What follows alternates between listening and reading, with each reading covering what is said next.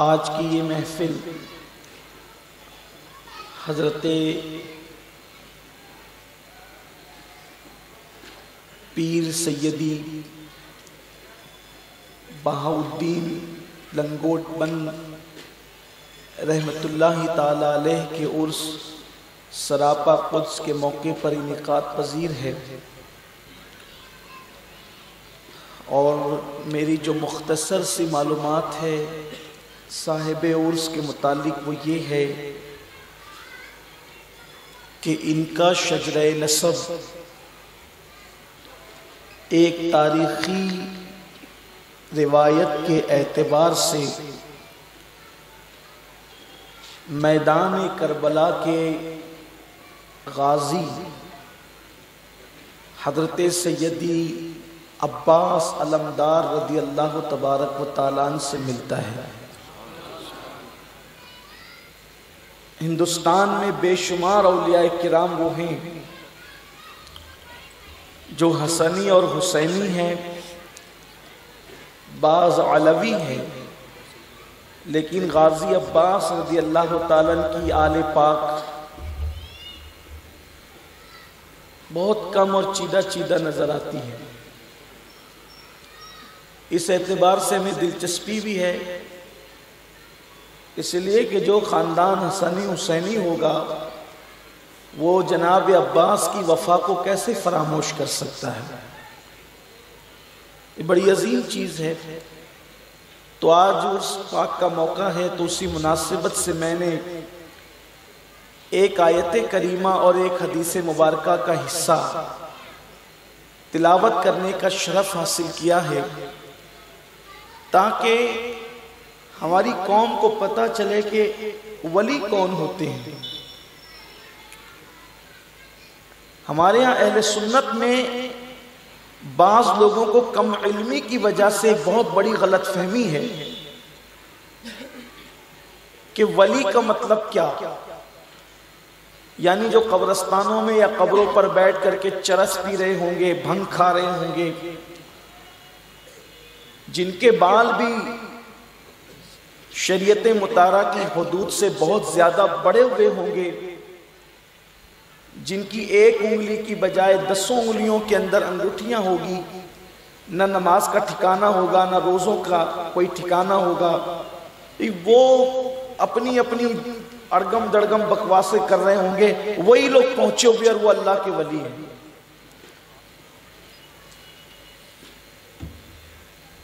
اس بات کی اصلاح ہمیں کرنی چاہیے کہ جب تک کہ بندہ شریعت مطہرہ کو اپنے لیے نمونہ عمل نہ بنائے، اس وقت تک وہ اللہ کا ولی نہیں ہو سکتا۔ معیار ولایت وہ نہیں ہے جو ہم نے متعین کیا ہے، معیار ولایت وہ ہے جس کو اللہ رسول نے قرار دیا ہے۔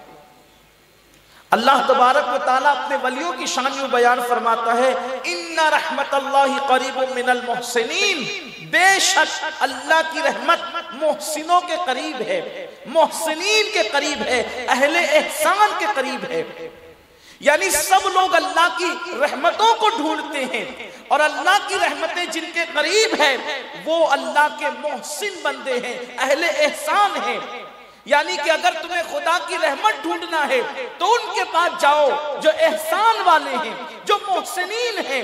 پوچھا گیا یہ احسان کیا ہے؟ وہ حدیث جبریل کے اندر ایک ٹکڑا ہے، پوچھا گیا تھا مل احسان، یا رسول اللہ احسان کیا ہے؟ تو اللہ کے حبیب علیہ السلام نے فرمایا ان تعبد اللہ کانک ترا فإن لم تکن ترا فإنه یراک، کہ تو اللہ کی عبادت اس شان سے کر کہ گویا تو اللہ کو دیکھ رہا ہے، اور اگر تو اس انداز سے عبادت نہیں کر سکتا تو پھر کم سے کم یہ منزل احسان کی ہے کہ اللہ تجھے دیکھ رہا ہے، اور اللہ تو تجھے دیکھ ہی رہا ہے۔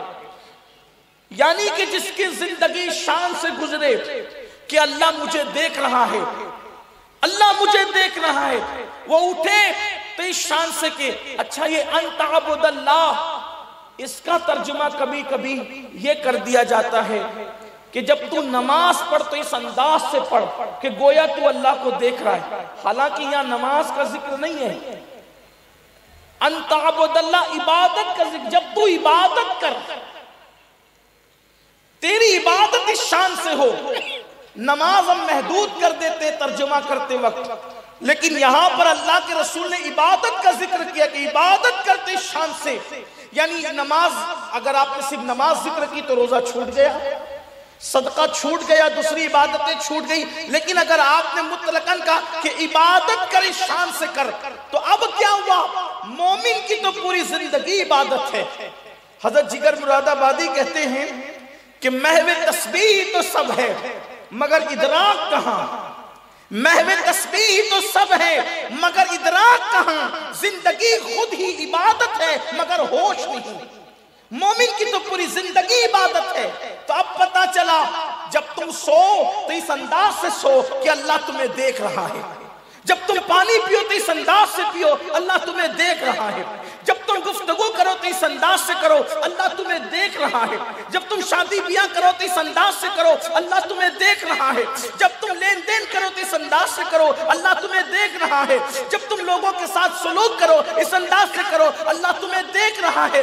یعنی نیند سے اٹھنے سے لے کر سونے تک کی پوزیشن میں مومن کا ایک تصور ہوگا کہ اللہ مجھے دیکھ رہا ہے. اور جب اس شان کے ساتھ وہ زندگی گزارے گا کہ اللہ مجھے دیکھ رہا ہے، تو پھر وہ گناہ کیسے کرے گا، وہ جھوٹ کیسے بولے گا، وہ ناپ تول میں کمی کیسے کرے گا، وہ کسی پر بدنگاہی کیسے کرے گا، وہ کسی کا دل کیسے دکھائے گا، وہ حرام لقمہ کیسے کھائے گا. اللہ اکبر. وہ نمازوں کو ترک کیسے کرے گا، وہ شراب کے اڈوں پر کیوں کر کے جائے گا، وہ بدکاریوں کے اڈوں پر کیوں کر کے جائے گا. اس لیے کہ اس کا یہ تصور ہے کہ اللہ مجھے دیکھ رہا ہے. اگر سی سی ٹی وی کیمرہ مجھے دیکھ رہا ہے تو انسان اتنا محتاط ہو جاتا ہے. جس انسان کا یہ یقین ہو جائے کہ اللہ مجھے دیکھ رہا ہے، اس کی زندگی کتنی محتاط ہوگی. اور جب اس شان سے انسان زندگی گزارے گا تو اس کا شمار محسنین میں ہوگا، اہل احسان میں ہوگا. اور اہل احسان کی شان یہ ہے، پھر فرمایا جاتا ہے کہ میں اس کے ہاتھ بن جاتا ہوں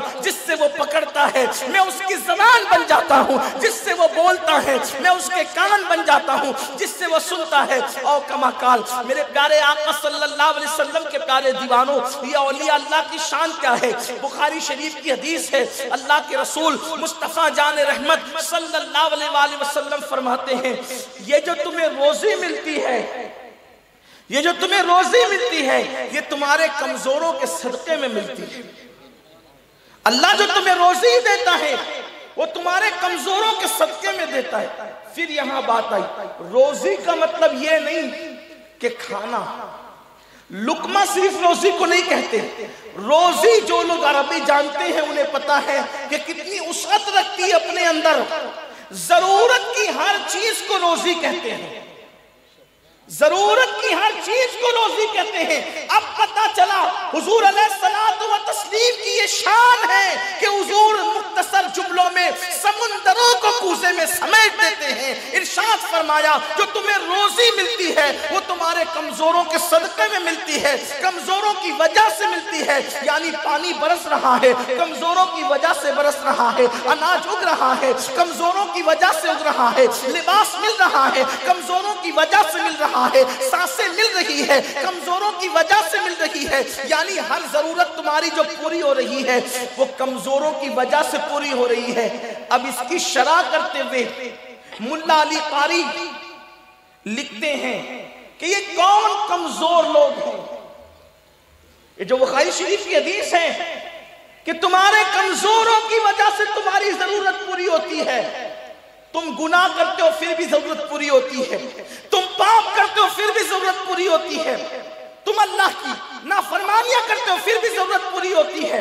تو وہ کون مبارک لوگ ہیں، وہ کون برکت والے لوگ ہیں جس کی وجہ سے تمہاری ضرورتیں پوری کرتا ہے؟ وہ کون کمزور ہے؟ تو ملا علی قاری ایک حدیث کے حوالے سے لکھتے ہیں کہ وہ کمزور لوگ نہیں جس کو تم جسمانی اعتبار سے کمزور سمجھتے ہو. یہاں کمزور سے مراد اللہ کے وہ ولی ہیں، اللہ کے وہ برگزیدہ بندے ہیں کہ اللہ اکبر جو اس شان سے زندگی گزارتے ہیں کہ اللہ اللہ کثرت روزہ نے، کثرت صوم نے اور ترک نوم نے اور کثرت قیام نے ان لوگوں کو ظاہری طور پر کمزور کر دیا ہے، اور وہ دل کی گہرائیوں سے شکستہ دلی کے ساتھ، ٹوٹے ہوئے دل کے ساتھ تمہارے لیے اللہ کی بارگاہ میں دعا کرتے ہیں تو ان کے صدقے میں اللہ تمہاری مصیبتوں کو ٹال دیتا ہے۔ اجابت الغوث علامہ شامی کا ایک مختصر سا رسالہ ہے۔ علامہ سید محمد ابن عابدین شامی وہ اپنے رسالہ اجابت الغوث میں لکھتے ہیں کہ اللہ کے رسول علیہ السلام فرماتے ہیں کہ میری امت کے کچھ لوگ ہیں جن کے صدقے میں تم جنگوں میں فتح یاب ہوتے ہو، یعنی طاقت کی کمی کے باوجود مسلمان جنگ جیتتا ہے۔ بعض مقامات ایسے ہوتے تمہیں فتح ملتی ہے، نصرت ملتی ہے۔ اللہ کے حبیب علیہ السلام نے اپنے ظاہری دور میں فرمایا تھا کہ تم لوگ جنگیں جیتتے ہو، ایسے کچھ لوگ ہیں ان کی برکت سے تم جنگیں جیتتے ہو، ان کی وجہ سے بارش برستی ہے، ان کی وجہ سے مصیبتیں دور ہوتی ہے، ان کی وجہ سے تکلیفیں ٹالی جاتی ہے، ان کی وجہ سے بلائیں ٹالی جاتی ہے۔ صحابہ نے پوچھا حضور وہ کون لوگ ہیں؟ تو میرے آقا فرماتے ہیں ان کو ابدال کہا جاتا ہے۔ ابدال یہ اولیاء کی ایک قسم ہے۔ لوگ کہتے ہیں ولیوں سے کیا ملتا؟ سید الانبیاء بیان کر رہے ہیں کہ ولیوں کے وجود کے صدقے میں مصیبتیں دور ہوتی ہے، اور جس کی وجہ سے مصیبت دور ہو اس کو مشکل کشا کہتے ہیں۔ حدیث بتا رہی ہے کہ اللہ کے ولی مشکل کشا ہیں، اللہ کے اولیاء مشکل کشا ہیں، اور پھر ان کا ذکر حضور نے فرمایا ان کو ابدال کہتے ہیں۔ ابدال۔ اب یہاں سے مضمون شروع ہوتا ہے۔ پھر صحابہ نے پوچھا حضور یہ ابدال کا آدمی کیسے بنتا ہے؟ اس لیے کہ بنے گا تو ہم ہی میں سے انسان ہی ہوگا وہ ابدال میں جو ہوگا، اصل میں وہ بدل ہے، اس کی جمع کو ابدال کہتے ہیں۔ ان کو بدل اس لیے کہتے ہیں کہ ایک اگر کھسکتا ہے تو اس کی جگہ دوسرا لے لیتا ہے، دوسرا کھسکتا ہے اس کی جگہ تیسرا لے لیتا ہے۔ اور اولیاء کی بڑی تعداد ہوتی ہے، ہزاروں کی تعداد میں اولیاء ہوتے ہیں، لیکن ابدال صرف 40 ہوتے ہیں ہر دور میں۔ ان کی تعداد محدود ہے، یعنی یہ نشستیں محدود ہے۔ کتنا بڑا عہدہ ہے ابدال کا کہ یہ نشستیں محدود ہیں۔ اللہ اکبر، ہزاروں اولیاء ہوں گے، لاکھوں اولیاء ہوں گے، لیکن ابدال ان میں صرف اور ان ابدال میں جو غوث ہوگا، جو پوری کائنات کے ولیوں کا سردار ہوگا ہر دور میں، وہ صرف ایک ہوگا۔ حالانکہ اسی کو قطب بھی کہتے ہیں، اسی کو قطب بھی کہتے ہیں، لیکن وہ ایک ہی ہوتا ہے ہر دور میں۔ مطلقاً جسے قطب کہتے ہیں وہ ایک ہوتا ہے، لیکن بعض لوگ شیخ محی الدین ابن عربی کہتے ہیں کہ اس کے اندر کچھ توسیع کرتے ہوئے جو شہر کا سب سے بڑا ولی ہوتا ہے اس کو بھی قطب کہہ دیتے ہیں، کچھ قید کے ساتھ۔ کسی قوم کے درمیان ایک بڑا ولی ہوتا ہے اس کو بھی قطب کہہ دیتے ہیں، لیکن اصل میں مطلقاً قطب جسے غوث بھی کہا جاتا ہے زمانے کا، وہ ایک ہی ہوتا ہے، ہر دور میں ایک ہوتا ہے، ہر زمانے میں ایک ہوتا ہے۔ اور اس کو قطب اس لیے کہتے ہیں کہ قطب کہتے ہیں عربی میں جو چکی چلتی ہے تو چکی کے بیچ میں جو کیل ہوتی ہے، کیل لوہے کی کیل، اس کو بھی قطب کہتے ہیں، اور اس کو بھی قطب کہتے ہیں۔ تو جیسے زمین، جیسے چکی چلتی ہے وہ قطب کے درمیان چلتی ہے، ویسے زمین کا ایک پارٹ ہے اور آسمان کا ایک پارٹ ہے، اور اس کے بیچ میں قطب رہتا ہے، تو پورا کائنات کا نظام اس قطب کے ارد گرد چلتا ہے اور اسی کی برکت سے چلتا ہے۔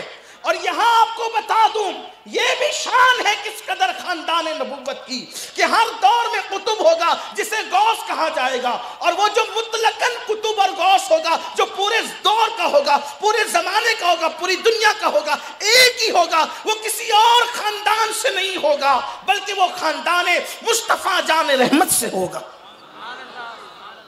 دور رسالت کے بعد، یعنی خلافت راشدہ کے خاتمے کے بعد، خلافت راشدہ کے خاتمے کے بعد اب یہ صرف مخصوص ہو گئی ہے نبی کے خاندان کے لیے۔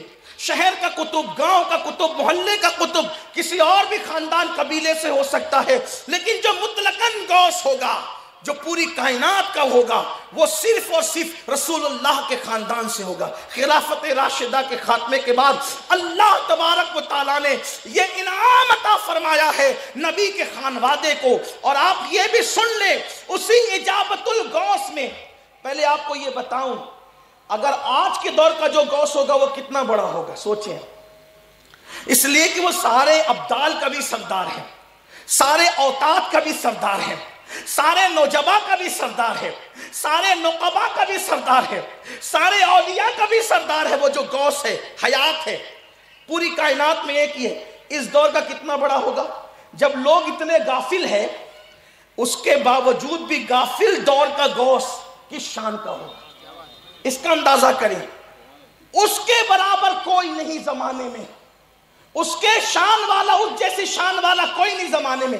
تو جب غفلت اور شر القرون میں جب لوگ غافل و نماز نہیں پڑھتے، 75% لوگ چوری کرتے ہیں، زنا کرتے ہیں، شراب پیتے ہیں، ایسے دور کا بھی جو غوث ہے وہ اللہ کا کتنا قریبی اور عظیم ہے کہ اس کی شان کا اندازہ کوئی نہیں لگا سکتا۔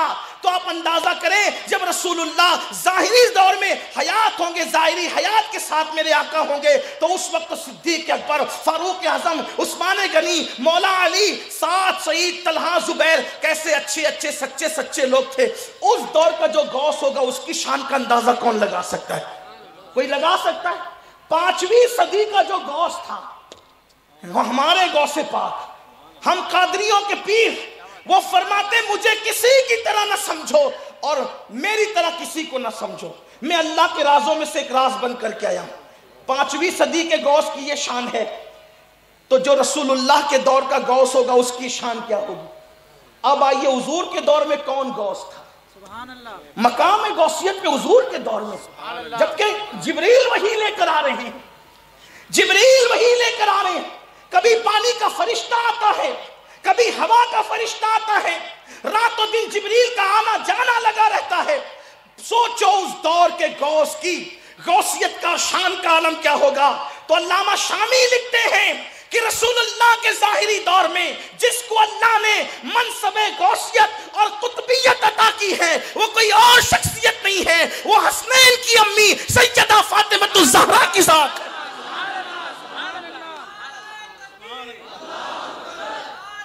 سب سے پہلے غوثیت کبریٰ کے مقام پر اس امت میں اللہ نے کسی کو فائز کیا تو وہ سیدہ طیبہ طاہرہ خاتون جنت کی ذات ہے، سیدہ فاطمہ کی ذات ہے۔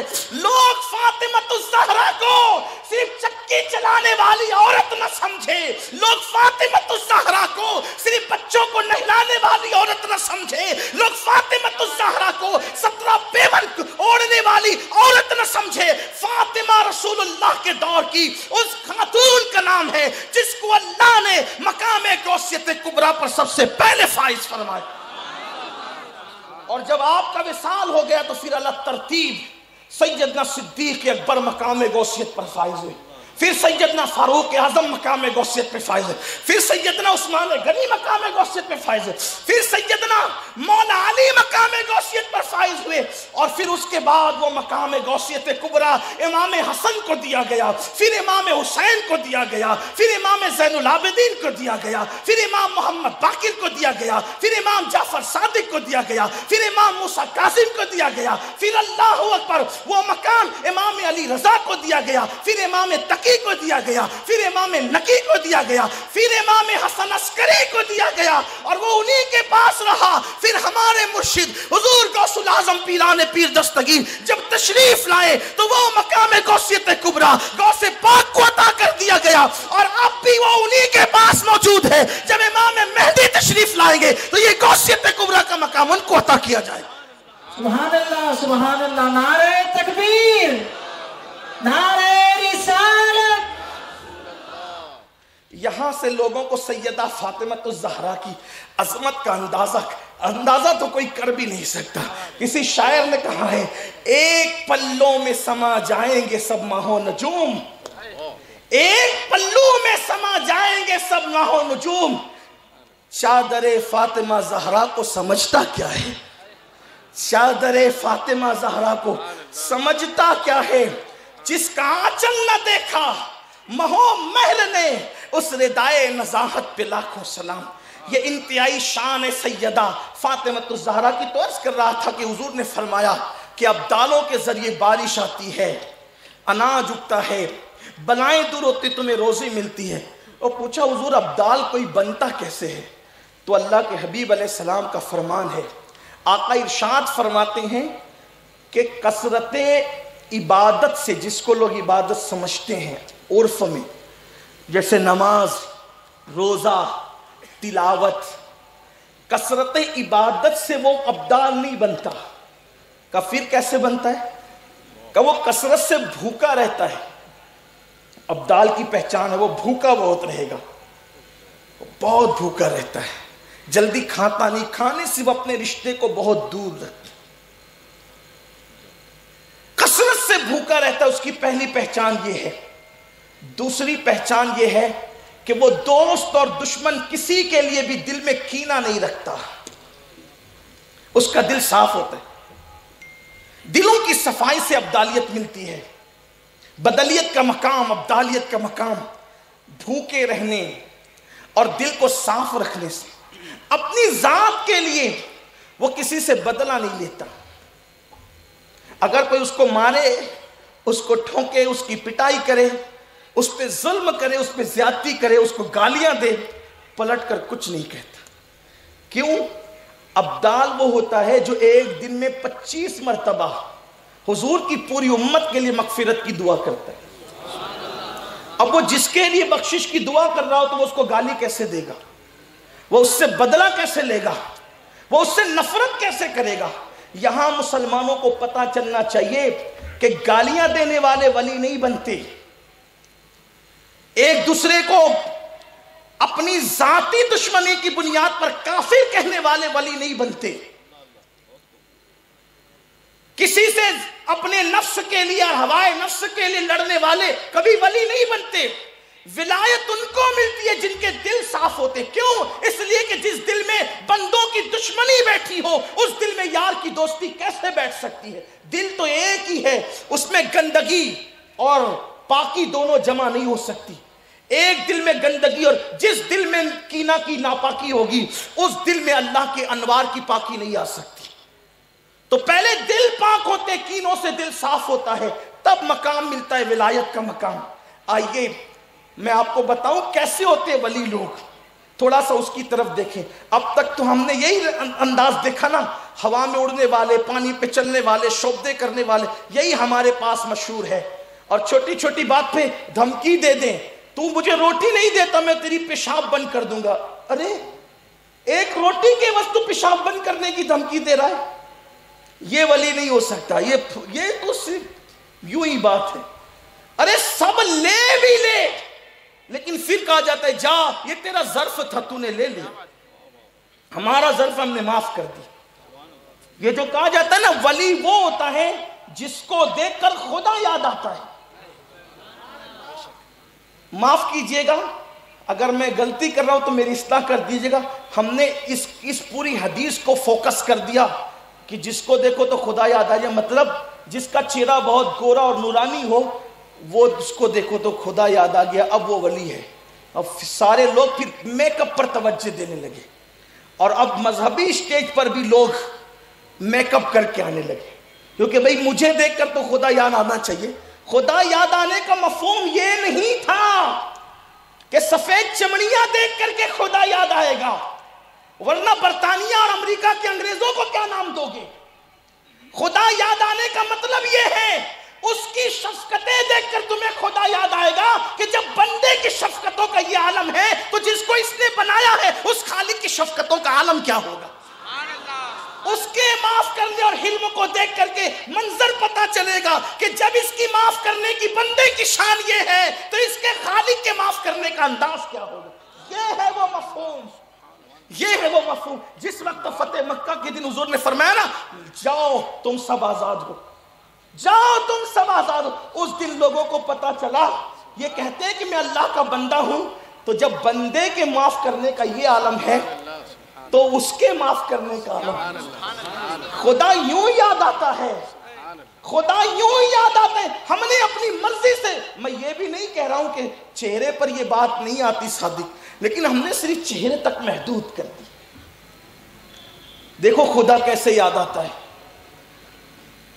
دو تین باتیں اس لیے کہ آج کی محفل میں میں کوئی خصوصی مقرر نہیں ہوں، ویسے بھی میں کوئی مقرر نہیں ہوں، لیکن آپ نے آج کی محفل کے لیے جس خاص مہمان کو بلایا ہے، ہمارے امیر وہ عنقریب تشریف لانے والے ہیں، اس لیے میں جلدی سے چلنا چاہتا ہوں. وہ کینہ نہیں رکھتا، وہ لڑتا نہیں ہے لوگوں سے، وہ آگ نہیں اگلتا، وہ شعلے نہیں اگلتا، بڑی نرم طبیعت ہوتی ہے اس کی، بلکہ اس کا ظرف اتنا ہوتا ہے کہ لوگوں پر آنے والی مصیبت کو وہ اپنے سر لیتا ہے۔ ایک بزرگ فرماتے ہیں کہ ایک بزرگ تشریف لائے، انہوں نے فرمایا کہ آج بغداد والوں پر، دیکھو کیسے اولیاء اللہ بچت، آج بغداد والوں پر مصیبت نازل ہونے والی ہے، ہم دونوں مل کر اس مصیبت کو اپنے پر لے لیتے ہیں اور اہل بغداد کو اس سے محفوظ کر لیتے ہیں۔ اس طرح مصیبتیں ٹلتی۔ ایک بزرگ شہر بغداد میں آئے تو دیکھا کہ کوئی زنا کے اڈے پہ جا رہا ہے، کوئی شراب کے اڈے پہ جا رہا ہے، کوئی جوئے کے اڈے پہ جا رہا ہے، کوئی یہ کر رہا ہے، کوئی وہ کر رہا ہے۔ اس بزرگ نے اپنا سامان باندھا اور سامان باندھنے کے بعد کہا بغداد اب رہے گا نہیں، یہ تو تباہ و برباد ہو جائے گا، کیونکہ اس میں تو پاپی لوگ ہیں۔ دوسرے ولی جو ان سے بڑا مقام رکھتے تھے انہوں نے کہا یہ بغداد تباہ نہیں ہوگا۔ کہا کیوں؟ تو ان کے سر پہ ہاتھ رکھا تو دیکھا کہ اس دور کا کتب وہاں کا بغداد معلیٰ کا اہل بغداد کے لیے مغفرت کی دعا کر رہا تھا، تو کہا ان کے پاپ نہیں دیکھتی قدرت، اس کی مغفرت کی دعاؤں کے صدقے معاف کرتی ہے۔ اس طرح ان اولیاء کے صدقے میں تم محفوظ رہتے ہو، تمہیں بلاؤں سے محفوظ کیا جاتا ہے۔ اولیاء کا وجود بڑا قیمتی ہے، تو ولی کینے سے محفوظ ہوتا ہے، بغض سے، حسد سے، نفرتوں سے محفوظ ہوتا ہے۔ حضرت ہمارے سلسلے چشتیہ بہشتیہ کے ایک عظیم بزرگ سیدی سرکار بابا فرید الدین گنج شکر رحمت اللہ علیہ بڑے عظیم بزرگ ہے، اور چونکہ یہ دکن کی زمین بھی اس پر بھی چشتیت غالب ہے، بلکہ دکن ہی نہیں پورا ہندوستان چشتیت کا مرہون منت ہے۔ ہم لوگ قادری سلسلے میں مرید ہونے کے باوجود بھی فخر سے کہتے ہیں کہ ہندوستان میں ہر پیدا ہونے والا مسلمان پہلے چشتی ہے، بعد میں کسی بھی سلسلے سے مرید ہے، اس لیے کہ ہند والوں کو جو ایمان کا نور اور ایمان کی روشنی ملی ہے وہ سلسلے چشتیہ کی خیرات ہے، اور اس کے عظیم سردار اور عظیم سالار، اس کی عظیم قائد قدوۃ الاولیاء حضور سرکار معین ملت والدین خواجہ غریب نواز کی ذات ہے، جنہوں نے 90 لاکھ کافروں کو ایمان کی دولت عطا فرمائی اور ہند میں اسلام کا پرچم بلند فرمایا۔ تو چشتیت کا جو ہے وہ یہ آفتاب و مہتاب جسے دنیا حضرت بابا فرید الدین گنج شکر کے نام سے جانتی، ان کا ایک مرید تھا بابا فرید کا مرید۔ دیکھو فکر ولایت کیا ہے، ولایت کی فکر کیا ہے، اولیاء کی فکر کیا، ان کی سوچ کیا ہے۔ حضرت بابا فرید کا ایک مرید تھا جو لوہار تھا، وہ لوہے کا کام کرتا تھا۔ مریدوں کی فکر ہوتی ہے کہ وہ جس پیشے سے وابستہ ہوتے ہیں تو اس سے متعلق کوئی نہ کوئی تحفہ اپنے پیر کو، اپنے مرشد کو دینے کی سعادت حاصل کرنا چاہتے ہیں۔ تو اس نے ایک کینچی بنائی لوہار نے، اور کینچی بنا کر اپنے پیر و مرشد سیدی سرکار بابا فرید الدین گنج شکر رحمت اللہ علیہ کی بارگاہ میں پیش کی۔ اب تحفہ کوئی دیا جائے، یہاں تک کہ بیان کیا جاتا ہے کہ اگر سڑی ہوئی کھجوریں تحفے میں کوئی دے تو اس کو سنت سمجھ کر لے، انکار نہ کرو۔ یہ مت دیکھو کہ سڑی ہوئی ہے، یہ دیکھو کہ تحفہ قبول کرنا سنت ہے۔ کھجور نہ دیکھو، لینا سنت ہے یہ دیکھو، اور دینا سنت ہے یہ دیکھو۔ لیکن یہ بھی یاد رکھنا کہ جیسے لینا سنت ہے ویسے دینا بھی سنت ہے، اور تحفے کی سنت یہ ہے جو لو اس سے بہتر دو۔ اب یہاں ہو یہ گیا ہے کہ ہمیں لینے کی سنت یاد رہی لیکن دینے کی سنت یاد نہ رہی، اور یہ بات بھی آپ کو بتاؤں کہ لینے کی سنت کم ہے، دینے کی سنت زیادہ ہے۔ اللہ کے رسول نے جتنا دیا ہے اتنا لیا نہیں ہے، بلکہ ان کی شان تو یہ ہے، واہ کیا جود و کرم ہے، شہ بطحا تیرا نہیں سنتا ہی نہیں مانگنے والا تیرا۔ دھارے چلتے ہیں سخا کے، وہ ہے قطرہ تیرا، تارے کھلتے ہیں عطا ذرہ تیرا، اور میں تو مالک ہی کہوں گا کہ ہو مالک کے حبیب، یعنی محبوب و محب میں نہیں میرا تیرا۔ کون دیتا ہے؟ دینے کو منہ چاہیے، دینے والا ہے سچا ہمارا نبی۔ لے لیا جائے تو انہوں نے جب لوہار نے مرید نے کینچی بنا کر کے لائی تو پیش کیا، بابا فرید نے فرمایا بیٹا تحفہ لینا تو سنت ہے، قبول کرنا تو، لیکن مجھے کینچی مت دے، تحفہ ہی دینا چاہتا ہے تو کینچی دینے کی بجائے مجھے سوئی لا کر کے دے، کیونکہ تو کینچی بناتا ہے تو سوئی بھی بناتا ہوگا، تو یہ لے جا، تحفے کا انکار نہیں، لیکن کینچی کی بجائے سوئی لے کر کے آ۔ جب وہ سوئی لے کر کے آیا تو بابا فرید نے فرمایا پتہ ہے میں نے کینچی کیوں نہ لی اور میں نے سوئی کیوں لی؟ اس لیے کہ ہم اللہ والے لوگ ہیں، ہم کینچی والے نہیں، ہم سوئی والے ہیں، اس لیے کہ کینچی ایک کو دو کر دیتی ہے اور سوئی دو کو ایک کر دیتی ہے۔ تو ولی دو کرنے والا نہیں ہوتا، ولی ایک کرنے والا ہوتا ہے، ولی محبت والا ہوتا ہے، ولی پیار، اللہ کی مخلوق پر وہ باپ سے زیادہ شفقت والا۔ بلکہ حدیث پاک میں آتا ہے کہ ولی کی پہچان یہ ہے کہ اس کے اندر اللہ کے اخلاق موجود ہوتے ہیں، تخلقوا باخلاق اللہ، وہ اللہ کے اخلاق سے مزین ہوتا ہے۔ اور اللہ کے اخلاق کیا ہے؟ بندوں پر شفقت، بندوں پر مہربانی۔ آئیے اس کی ایک جھلک دیکھیں، کس طرح وہ پیار کرتا ہے اللہ کی مخلوق سے۔ تھوڑی سی آپ توجہ کریں، آج کل ہمارا یہ ذہن بنا ہے تسبیح پڑھتے رہنا، بار بار نفل روزے رکھنا۔ حضرت خواجہ نصیر الدین چراغ دہلوی فرماتے ہیں اپنے ایک مرید سے مخاطب ہو کر، بیٹے کثرت سے نفل روزے اور کثرت سے تلاوت قرآن اور کثرت سے نفل نمازیں یہ تو بوڑھی عورتیں بھی کر سکتی ہے، مردوں کا کام یہ ہے کہ وہ خلق خدا پر مہربان ہو جائے، اس سے شفقتوں کے ساتھ پیش آئے۔ ایک بہت بڑا نام ہے ولایت کی دنیا میں، امام الاولیاء حضرت سیدنا سیدی احمد کبیر رفاعی رضی اللہ تعالیٰ، بہت بڑی ذات ہے، اپنے وقت کے عظیم بزرگ ہیں، قطب ہیں، اور اللہ نے بڑی شان عطا کی ہے، ان کو قطب رفاعی بھی کہتے ہیں۔ سیدی احمد کبیر رفاعی رضی اللہ تعالیٰ یہ حسینی سادات میں سے ہیں، اور ان کی والدہ حسنی سادات میں سے، یہ بھی نجیب الطرفین سید تھے، اور غوث پاک رضی اللہ تعالیٰ کے معاصرین میں اس اعتبار سے تھے کہ حضور غوث پاک رضی اللہ تعالیٰ کی زندگی کے آخری ایام تھے اور ان کا عین جوانی اور شباب کا عالم تھا۔ سیدی احمد الکبیر رفاعی رضی اللہ تعالیٰ ایک دن اپنی خانقاہ میں سو رہے تھے۔ دیکھیے ذرا فکر اولیاء، اولیاء کی فکر۔ حدیث پاک میں آتا ہے جب تک مخلوق سے پیار نہیں کرو گے خالق کا پیار تمہارے دل میں کبھی پیدا نہیں ہو سکتا۔ بندوں سے نفرتوں کی بات کرتے رہو، بندوں سے لڑتے رہو اور کہو ہم اللہ سے پیار کرتے، یہ عبث ہے، فضول دعویٰ ہے۔ جس کے دل میں خدا کا پیار ہوگا، جو اللہ سے محبت کرے گا، اس کی پہچان یہ ہے کہ وہ مخلوق پر باپ سے زیادہ شفیق اور مہربان ہوگا۔ بلکہ سرکار غوث پاک نے یہی فرمایا کہ اولیاء میں 12 صفت ہوتی ہے، غوث پاک کا فرمان ہے 12 صفت، 2 صفتیں اس میں اللہ کی ہوتی ہے، 2 رسول اللہ کی ہوتی ہے، 2 صدیق اکبر کی ہوتی ہے، 2 فاروق اعظم کی ہوتی ہے، 2 عثمان غنی کی ہوتی ہے، 2 مولا علی کی ہوتی ہے۔ ایسی 12 صفات جب بندے میں پیدا ہو جائے تب وہ اللہ کا ولی بنتا ہے۔ تو ان میں سے ایک صفت یہ بھی ہے کہ وہ رسول اللہ کی 2 صفات سے حصہ پاتا ہے کہ جیسے حضور امت پر رفیق اور شفیق تھے، ویسے ولی بھی امت پر رفیق و شفیق ہوتا ہے، اس کو یہ حصہ ملتا ہے۔ یہاں تو جھڑکنے کے سوا کوئی کام نہیں، بلکہ بڑی معذرت کے ساتھ ہم مسافے کے لیے ہاتھ بھی مالداروں کے لیے اب مخصوص ہو گئے ہیں، اب غریبوں کا حصہ نہیں رہا مسافے میں۔ اگر ٹائم نہیں ہے تو بات الگ ہے، طبیعت ساتھ نہیں دے رہی تو بات الگ ہے، لیکن مجمع میں کچھ لوگ محظوظ ہو رہے اور کچھ محروم ہو رہے ہو تو میں نہیں سمجھتا کہ یہ کوئی شفقت ہے۔ یعنی مسافے بھی فروخت ہو گئے، اب جنازے بھی فروخت ہو گئے۔ اب جنازے میں پڑوسی کو دیکھ کر نہیں جایا جاتا بلکہ مالدار دیکھ کر جایا جاتا ہے۔ اس لیے معلوم کر لو جس جنازے میں بھیڑ زیادہ ہے سمجھ جاؤ یہ کسی امیر شہر کا جنازہ ہوگا، اور جہاں کندہ دینے کے بھی لالے پڑے ہیں سمجھ جاؤ کوئی غریب شہر ہوگا جو بیچارہ قسم پرسی ہی میں دنیا سے جا رہا ہے۔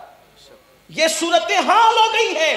اب شادیاں بھی اٹینڈ کی جاتی ہے تو مال دیکھ کر اٹینڈ کی جاتی ہے، جنازے بھی اٹینڈ کیے جاتے ہیں تو مال دیکھ کر اٹینڈ کیے جاتے ہیں، بیماروں کی عیادت بھی کی جا رہی ہے تو مال و دولت دیکھ کے کی جا رہی۔ سنت کہاں رہ گئی جبکہ اللہ اکبر مصطفیٰ جان رحمت صلی اللہ علیہ وآلہ وسلم کو میرے اللہ نے فرمایا تھا محبوب ان غریبوں کی صحبت کو لازم پکڑو اور ان کو اپنی صحبت عطا فرماؤ، کیونکہ میں ٹوٹے ہوئے دلوں کے قریب رہتا ہوں۔ سرکار غوث پاک نے فرمایا تھا، عرض کیا تھا اللہ میں تجھے کہاں ڈھونڈوں؟ تو اللہ نے فرمایا مجھے شکستہ دلوں کے پاس، غریب اور مفلس حالوں کے پاس تلاش کر، میری رحمت کو تو وہیں پہ پا لے گا۔ کہاں ہے؟ سرکار غریب نواز ایک غریب کسان کے لیے اجمیر معلیٰ سے دلی تک چل کر کے تشریف لے گئے، اس کو اس کا حق دلانے کے لیے۔ کہاں ہے؟ آج ہم نے تو شادیاں، جنازے، عیادتیں، بلکہ خیریت پوچھنا بھی ہم نے تو صرف مالداروں کے ساتھ۔ اس کا مطلب ہمارے لیے مال ہو گیا، دین کہاں ہے؟ جہاں دین ہوگا، دین تو پھر بلال کو بھی یا سیدنا بلال کہہ کر پکارنے پر مجبور کرتا ہے۔ یہ دین ہے کہ فاروق اعظم جیسا مالدار جب بلال حبشی کو کہتے تھے تو کہتے تھے یا سیدنا بلال، اے میرے سردار بلال۔ یہ فکر کہاں گئی؟ خدا کے لیے مال و دولت کے معاملات میں مت تقسیم کرو قوم کو، امیری اور غریبی میں مت بانٹو قوم کو۔ اللہ کے رسول صلی اللہ علیہ وآلہ وسلم نے تو امیر اور غریب کو ایک صف میں کھڑا کر دیا۔ اقبال جیسا قلندر کہنے لگا کہ ایک ہی صف میں کھڑے ہو گئے محمود و ایاز، نہ کوئی بندہ رہا نہ کوئی بندہ نواز۔ لیجیے ہماری محفل کے خصوصی خطیب، خصوصی مہمان، جن کو سننے کے لیے آپ اور ہم سب تشریف لائیں، حضرت تشریف لائیں۔ نعرہ تکبیر،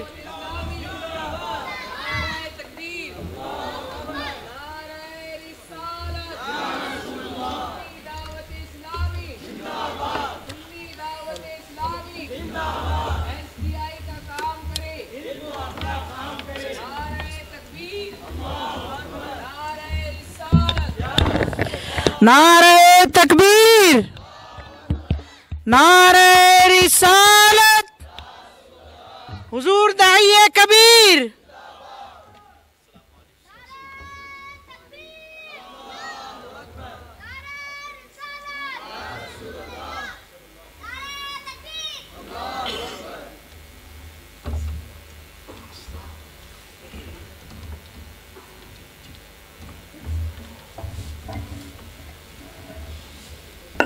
درود شریف پڑھ لیں۔ اللہ رب محمد صلی اللہ علیہ وسلم، نحن عباد محمد صلی اللہ علیہ وسلم، صلاۃ و سلام علیک یا رسول اللہ صلی اللہ علیہ وسلم۔ یہ بات آپ کو کہہ دی گئی ہے کہ آپ آج کے ہماری محفل کے خصوصی خطیب اور مہمان مقرر جنہیں آپ نے ہم نے مدعو کیا اور انہی کو سننے کے لیے ہم سب جمع ہوئے ہیں، وہ تشریف لا چکے ہیں۔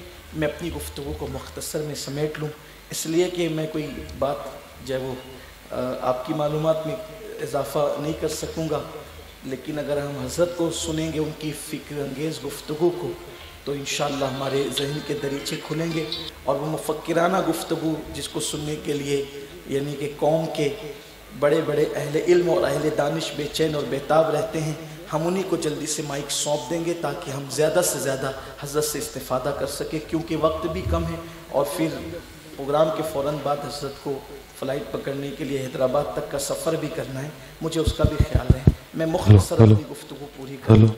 ذکر چل رہا تھا ولی کی شفقتوں کا کہ ولی کتنا مشفق ہوتا ہے اللہ کی مخلوق پر۔ سید احمد کبیر الرفائی رضی اللہ تعالیٰ بڑی عظیم ہستی ہے۔ ایک رات اب اپنی خانقاہ میں سو گئے، اس لیے کہ قدیم صوفیہ کا جو جبہ ہوتا تھا، عام طور پہ وہ گدڑی اور جبے پہنتے تھے، اور اس کی آستین جو تھی وہ قدرے دراز ہوتی تھی، زیادہ چوڑی ہوتی تھی۔ صوفیہ کے لباس میں ڈھیلا ڈھالا پن زیادہ تھا، اس کی بھی ایک حکمت ہے۔ تو چوڑی آستین تھی، اور آپ جو ہے وہ فجر سے پہلے آپ کی آنکھ لگ گئی، سو رہے تھے، آپ کی آستین پر ایک بلی آ گئی اور وہ سر رکھ کر سو گئی۔ ولی کی شفقتیں مخلوق خدا پر۔ میں ابھی انسان کا ذکر نہیں کر رہا، اور انسانوں میں ابھی مسلمانوں کا ذکر بھی نہیں آیا، ابھی جانوروں کا ذکر چل رہا ہے۔ سید احمد کبیر رفائی، آپ کی آستین پر بلی نے سر رکھ کر کے آنکھ بند کر لی، سو گئی۔ فجر کا وقت ہوا۔ اب احمد کبیر رفائی کے لیے دو چیزیں تھیں، ایک تو فجر کی نماز جو فرض ہے، اور ایک تو بلی کی نیند۔ مسجد جاتے ہیں آستین اٹھا کر، بلی کی نیند جاتی ہے، اور بلی کی نیند کا خیال کرتے ہیں تو فجر کی نماز جاتی ہے۔ اور فجر کی نماز صوفیہ کے نزدیک اتنی قیمتی ہے کہ خواجہ نصیر الدین چراغ دہلوی فرماتے ہیں اگر 70 سال تک انسان جنگلوں اور پہاڑوں میں مجاہدہ کرتا رہے اور ایک دن جان بوجھ کر فجر کی نماز چھوڑ دے تو اس کے 70 سالوں میں 60-70 سالوں میں جو مجاہدہ کر کے جو اس کو روحانی ترقی ملی ہے وہ سب کے سب واپس ہو جاتی ہے ایک فجر چھوٹنے پر۔ صوفیہ کے نزدیک فجر اتنی اہم عبادت ہے، اتنی اہم، نماز تو ساری اہم ہے لیکن فجر کے لیے ان کے یہاں پر یہ اہتمام ہے۔ اور عصر کی نماز کے لیے صوفیہ فرماتے ہیں کہ عصر کی نماز سالک کے لیے اور اللہ والوں کے لیے عید سے کم نہیں ہوتی، وہ گویا کہ عید کا وقت ہوتا ہے سالکین کے لیے، تو ان کے یہاں اوقات کا بڑا اہم معاملہ ہے۔